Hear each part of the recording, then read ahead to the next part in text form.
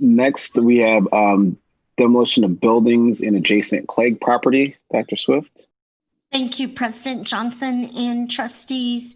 We want to work as responsible landowners.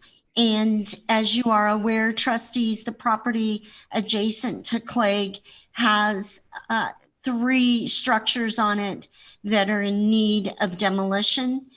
We are secondly excited that Mr. Lautzana is going to use this opportunity to participate in a deconstruction kind of project, not just a demolition project.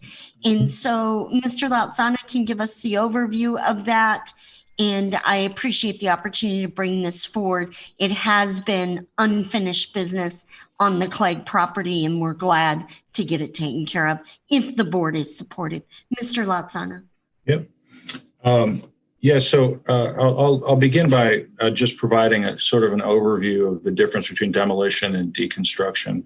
And this is something that we're excited to be piloting, knowing that we're going into a large capital program here at the school district. In traditional demolition, there is a fair amount of recycling that happens. And, if you watch a demolition site closely, which is actually kind of fun to do, I sort of geek out on that. They'll separate, the bricks and the concrete into one area, the steel and other ferrous metals, and some of that will go back into some sort of a reuse cycle. And then there's other things that are not useful that just get landfilled, like roofing materials and things like that. That's a traditional demolition. In deconstruction, you still have some of that, but you essentially do a survey of the structures prior to demolition, and you decide which materials you think are valuable and are reusable, and that you would either reuse within your own organization or that you think have some value in a reuse market. In the case of the structures at Clague, there's the small church, a small house, and a pole barn. The primary materials that we've identified for the deconstruction process are a lot of the framing lumber. So there's rather large framing members in the roof of the church, in the house. There's also some doors, finish moldings and things in the house that are probably have some value, and then some cabinets and some things like that. So our goal is to work with the selected contractor. We've essentially bought in this contract some of their time to work on the deconstruction side of it.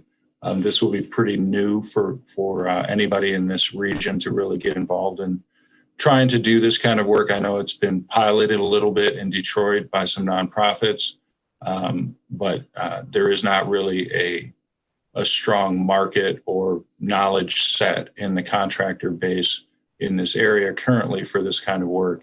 And our hope is that if this pilot is successful, we're able to salvage some materials and reuse them in our buildings, or find other organizations or entities that would want to reuse this material.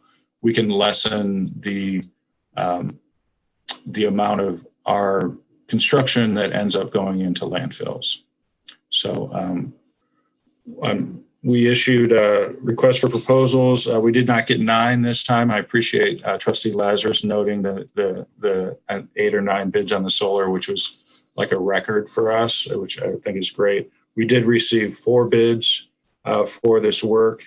The lowest qualified bidder was Simply Construction of Franklin, Michigan, at $134,000. It is a small job, but there are a lot of complexities to it. So we're recommending a contingency of 20% or an extra $26,000 to be paid from the sinking fund.